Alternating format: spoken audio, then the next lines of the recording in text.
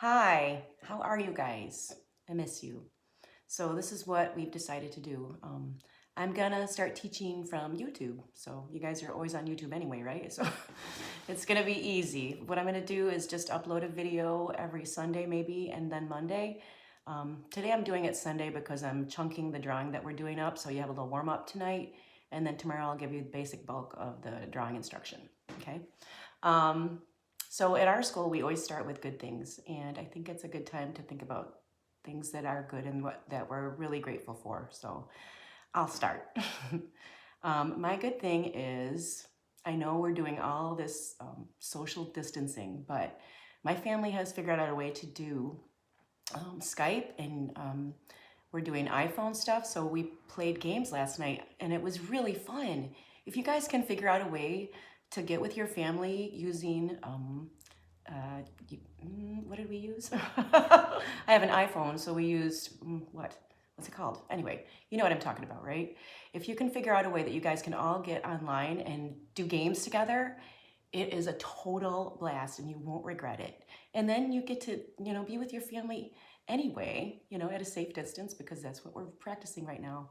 And it's pretty important. So I know you guys are all gonna listen to your parents and do the right thing, because, it's just one of those things and we'll get through it. And I will see you so soon. Okay, that's my good thing. Okay, so back to art. I'm so excited. I've never done this before. And it's really weird because I'm actually talking to myself, which I'm not gonna lie, I guess sometimes I do. But it's weird because I see my face. So I'm gonna pretend like I see one of your, my students out there. I'm gonna pretend like I'm focusing on Grace. Hi Grace, how you doing? It helps me, right? Okay. My son gave me a sketchbook for Christmas, and it was like the best present that I got. Oh, that's my second good thing. And the other day, I'm learning how to use my little stand here. Bear with me. The other day, I drew my cover, and I did it with the Celtic knot design that we were working on before. And so I want to kind of continue where we left off, because I think it's just easier if we streamline it that way. I hope that works for you guys. If it doesn't, we'll get through it, right? Okay, so today I'm going to show you guys how to draw a Celtic knot rose. So what you're gonna do is today we're gonna practice how to draw the actual braid of the stem, and then we're gonna practice the shading that goes into the rose. So we're gonna do that by practicing our organic shapes, right? Organic shapes are shapes found in nature. You guys should know this because I've been talking about it. And geometric shapes are shapes that are made by man. So today we're focusing on organic shapes, right? And we're gonna do a value scale with shading, and we're gonna do a lot of overlapping, because to get this braid to look right, it's gotta be overlapped. And I'll show you how, okay? You ready? Jump in. It's gonna be super easy. All you need are three things. You need a pencil, ding, ding, ding. I use a mechanical pencil. If you don't want to, that's fine. Just make sure that your pencil is super sharp, because there's nothing duller than a dull pencil. So make sure you have a sharp pencil, right? Because you can't really draw with a dull pencil. It just doesn't work. Got it? Okay, check, check. Second thing is you need a pen Sharpie or like a regular pen. So a pen Sharpie works better because I just love Sharpies. I'm a Sharpie crazy maniac. So a fat Sharpie, a skinny Sharpie, pencil, and if you have a sketchbook, that's great. If you don't, just use regular paper. Who cares? It's just a drawing. It's no big whoop. Just get something that you can draw on so we can work together, because I miss you and I wanna draw with you, because I really love drawing, and I want you guys to love drawing too. And one way to do it right now, we have some time, right? So let's draw together. I'll show you how. Okay, I'm excited. All right, so step one, I'm turning my page. And please forgive me, it's super weird because I'm looking at myself going, odd. Okay, so in your sketchbook, what I want you to do, I'm turning to the right page, is look at my page. And I'm trying to figure out my iPod here. So, or not my iPod, but I mean my standy thing that I just got. Okay, so whenever I start drawing, I start with a value scale. If you're a singer, you need to understand your scales, and it needs to be a smooth scale. If you're a drawer, you need to understand how to have a smooth value scale. If you can't draw a smooth value scale, your transitions are gonna look a little choppy, and then you're not gonna get the results that you want. So Like even if you're a band kid, you know, if you play the trumpet, you have to be able to play a smooth scale. Drawing, same story. I sometimes I sing. Let me see if I can sing a scale. Oh, am I gonna really do this? I'm gonna do this, okay. La la la la la la la la la la. Well, something like that. Okay, anyway, I'm gonna try to point the camera down and show you how to do a good value scale using the pressure of your pencil. If you have a mechanical pencil, it's a little bit more meticulous because the width of the pencil isn't as wide as like a regular number 2 pencil, but it's okay, okay? So it's all in the pressure. Got it? Okay. So the pressure is the darkest shadow that you can have is a core shadow. The medium amount of pressure is a mid-tone, and then the lightest you can have is a highlight, okay? And each drawing should have these. To be a fully developed drawing, like this, where'd it go? Where'd it go? There it is. To be a fully developed drawing, I should be able to see a highlight, a core shadow, and a mid-tone in my drawing.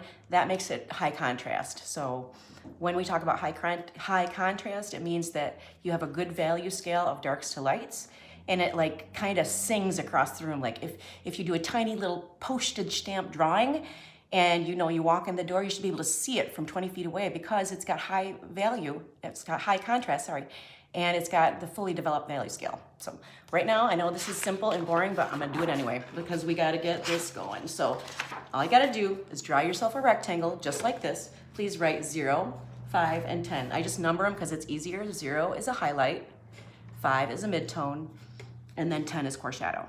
Okay, got it? All right, I'm gonna put my thing down and see if I can adjust this tripod dealy job that I just got and see if I can figure it out. This is so weird. Okay, all right. So usually what I do is I turn my paper. Make sure that you turn your paper. Your hand has a natural bend in it. And if you feel like you're kind of like trying to like shade like that, it's really not gonna work for you. You need to use the natural bend of your hand with you. So you're gonna be turning your paper a lot of times when you draw. I turn my paper all the time, tipsy-topsy-turvy, because if you don't turn your paper, you're not gonna have a natural rhythm and it's not gonna look as good. Make sense? Good, let's go. All right, so I usually start with my core shadow, and that's my hardest pressure, okay? So a number 10 shadow, and don't worry about keeping it in the box, who cares? It doesn't matter.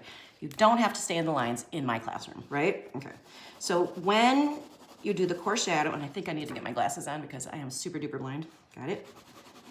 You start with a number 10, and like if you get behind or whatever, you just blip, pause the video, and you are set to go, okay?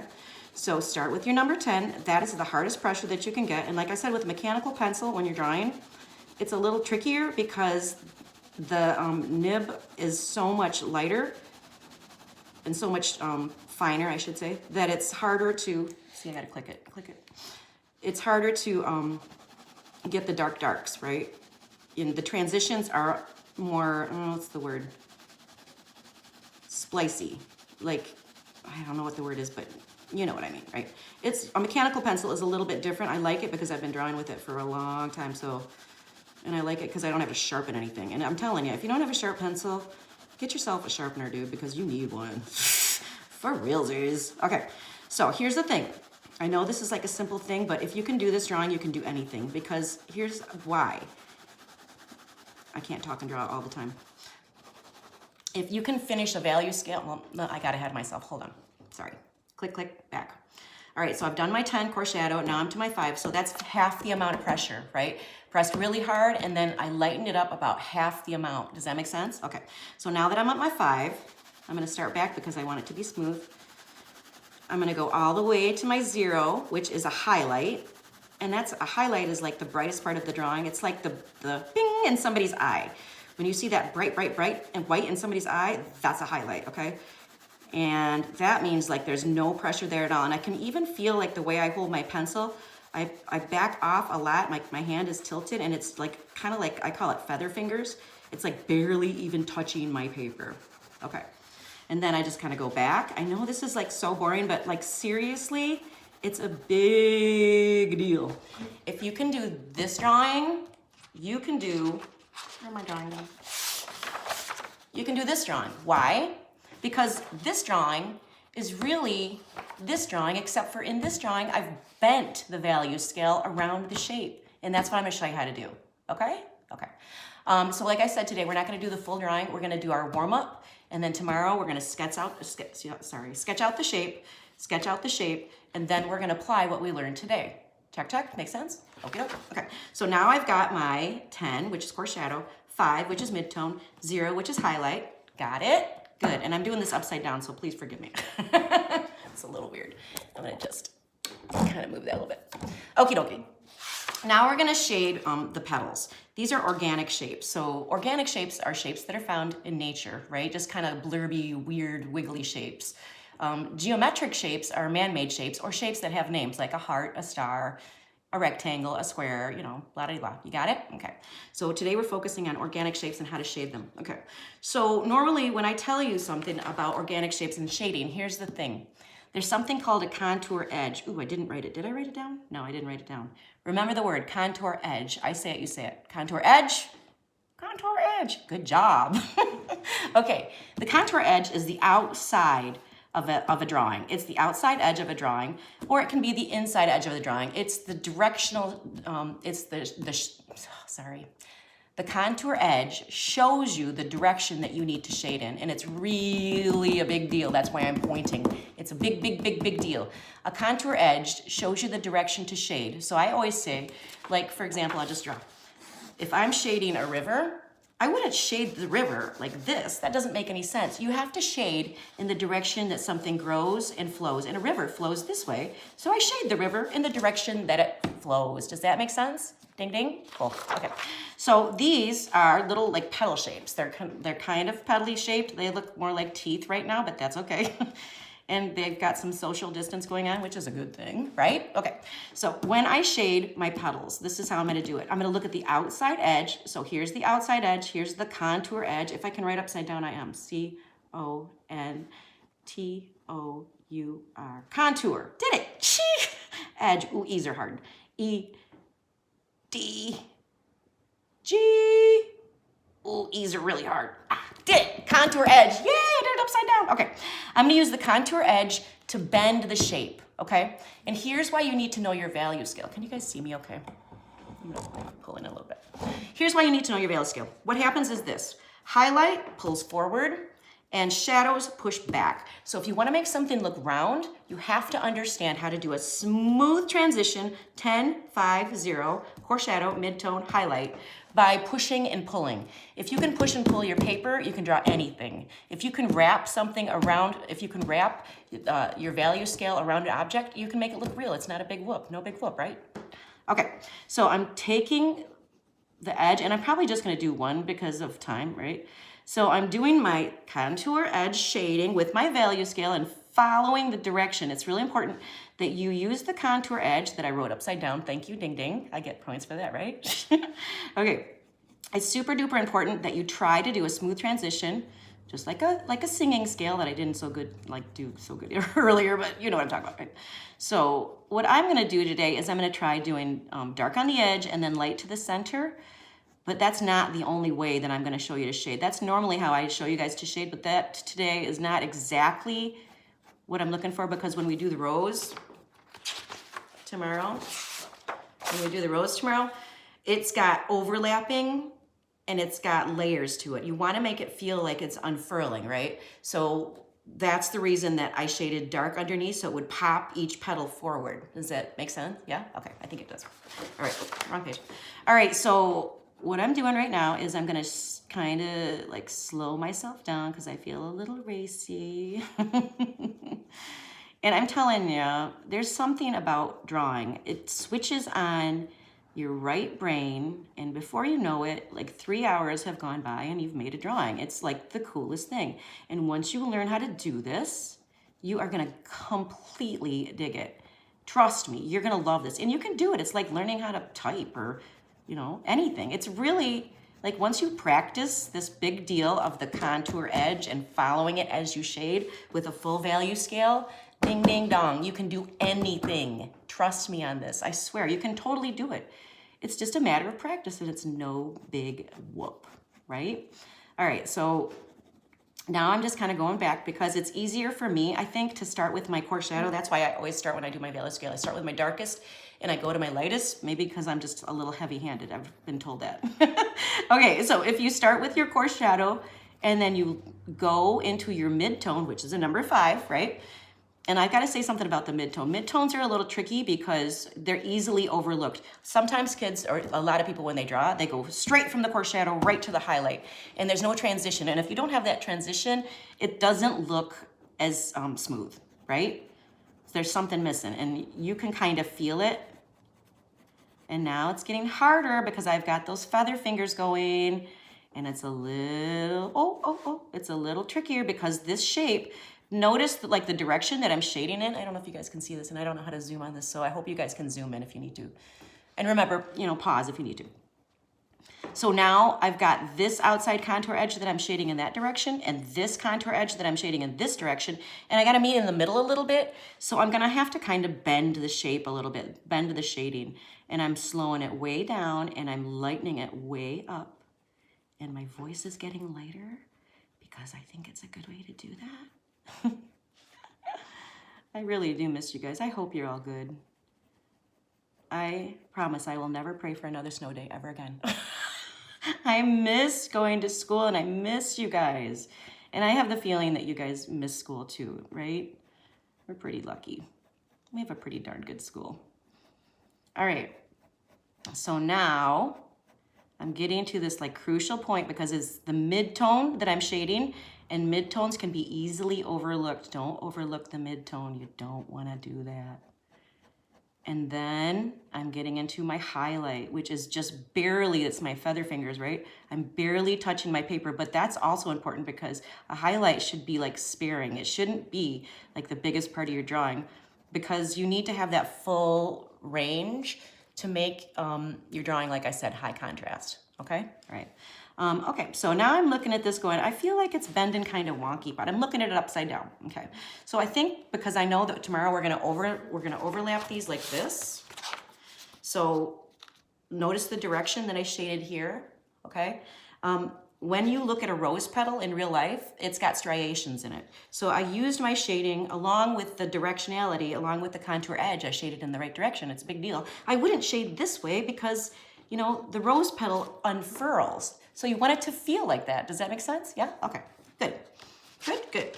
Okay, so I'm looking back at this little piece that I'm shading right here, and I feel like I'm gonna do like some striations in it, just a little bit.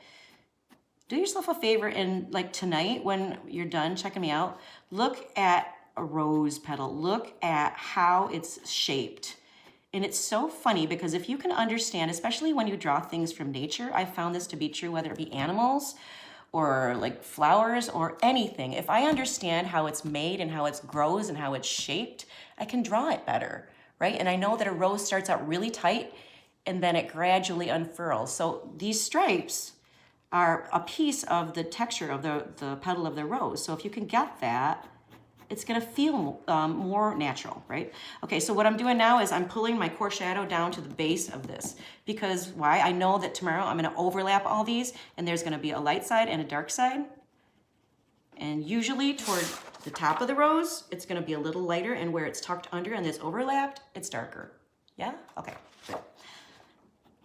And I wish I could talk to you guys because I know you have questions, but we're gonna put this on our on my teacher page, and please, you know, if you have questions, just give me a little shout out and I will do my best to get back to you as quick as I can, okay? The most important thing is that you have fun drawing. If you don't, you know, if you're stressed out about making things look perfect, it's not gonna be fun. It's gonna be a drag. Don't have a drag of a time, have a fun time. Because, you know, once you get into this and you learn how to actually do it, it is a hoot and a holler, and I am not even kidding. All right, so now I'm starting to feel like my organic shape, ding, ding, ding, ding, ding, shapes found in nature, geometric, man-made shapes, shapes with names. I'm trying to do a robot voice. Of course, I can't do it now, but you know what I mean. Okay, so once you have this shaded, go on and shade as many, I know you're gonna hate me for this, but as many as you are old. I don't know, how old are you? I'm not gonna do 54 of these. Sorry. But if you're in 6th grade, I don't know, are you 12? do 12 rose petals. If you're in 7th grade, what are you, 13? Make 13 organic shapes and shade them, because tomorrow I'm going to show you how to put it together, and it's going to be no big whoop because we've done it already. Okay? Okay. So this is what I want you to do tonight. I want you to do a value scale, and I want you to practice shading your organic shapes. Okay. If you get done with that and you say, Miss Flynn, I'm finished, because I always have kids that work faster than I can even imagine. They're on hyperspeed warp. Okay. I want you to practice your Celtic braid, and I'm going to show you how to do it right now. Okay. So we're using the braid because I'm Irish and I love my family, and this made me feel like my family. So I'm spending, a lot of time with them virtually, like through the computer and through my screen on my phone. I want you to practice to draw a Celtic braid, and this is how you do it, okay? Finish this, check. Finish this, check. Move on to this, check, okay? And I'm doing it upside down, so forgive me, okay? So what I do is I take my finger and I give myself a finger space across my page like this. Dink, dink, dink. Can you see? Yeah. Dink, dink, dink. Sometimes I make noises. Dink, dink, dink, dink. Okay, like that. Simple, right? And then you're gonna do this series of X's, but they have to be X's that are like completely on a 45-degree angle to each other, okay? And I'll show you why. So I start with a row, like an 11 that's slanted like this, an 11 that's slanted, and draw it. Slant your 11 inside the dot, just like that. See it? Easy, right? And then I go the opposite direction, and I slant my 11s this way, but I hop over top. Make sure you're doing the overlap, because when you do a Celtic braid, it is nothing but overlaps, let me tell you. All right, so you go like this, and I'm gonna kind of skip ahead because I feel like it's a cooking show, and if I can hop forward, I'm gonna hop forward. Okay, so you've done this the whole way, right? And then you have something that looks like this. And it's super duper easy. I hope you can kind of see, if you can like zoom in, that would be awesome. And I know there's a shadow there. I'm sorry, I'm new with this whole technology thing. I ain't hip with it. I ain't down with it, but I'm learning. Okay, so what you do is you make like a little smile, and then you make a frown. For me, that's the frown, and this is the smile, but it's upside down, right? So connect the bottom to the bottom and the top to the top, and then you hop and you do the same thing. Frowny, smiley. Actually, it would be frowny for you, frowny for me. Frowny for you, smiley for you. Get it? Okay. And so if you got this far, my fabulous middle school friends, and I know you probably will because you are looking for something to do, and I am here to show you. So if you get this far, guess what? Try shading it. How do you think you're going to shade it? Are you going to use something to decide the direction to shade? Are you going to shade up and down like this? No! What are you going to use? I wrote it upside down just for you guys. Contour edge. Shade using the contour edge in your rows. Beautiful. It's going to look awesome. If you shade back and forth, no. You got to shade in the direction that something grows and flows, right? So make sure that when you're done doing this beautiful, frowny, smiley Celtic braid, that you shade it in the proper direction so that it feels overlapped. And overlapping, my friends, is another way to make something look super duper realistic. If we were a bunch of, Egyptians, like during Egyptian times, they did like walk like an Egyptian. They didn't overlap, right? But we overlap because it makes things look more natural. Overlap when something's in front of the other, okay, right? All right, so I'm gonna do this super quick, and wherever there's an overlap, just give it a darker shadow. So if I look back at my core shadow, if I look back at my value scale, I should be able to like see where the darkest part is gonna be, because remember, dark pushes back and light pulls forward. And if you want to be in charge of your page, and you are going to be in charge of your page, because I'm going to show you how. If you want to be in charge of your page, you have to understand that dark values push back and then light values pull forward. And that way you can have a push and pull with your drawing, and it makes it look more realistic. So you're kind of trying to fool people's eye, right? Like you want them to think, whoa, that looks like a photograph. Even though, I don't even care if it looks like a photograph. I just want you to understand that when you're drawing, there's certain tools that you need to understand. And one of those big tools is a value scale. One of those big tools is a contour edge. And then pushing and pulling with your value scale is a big deal, my friend. Okay. All right, so try shading this. And of course, like if you're gonna shade, you can follow the outside edge of your little dude, like right here. And it's really tricky because that's why I have a mechanical pencil, because it's super small and it helps with tiny, tiny details, right? It's also why I wear glasses, because I've made myself blind as a bat squinting my whole life because I couldn't see. Because I like drawing with detail, okay? All right, well, if you've got this done, and this done, you are ready for tomorrow.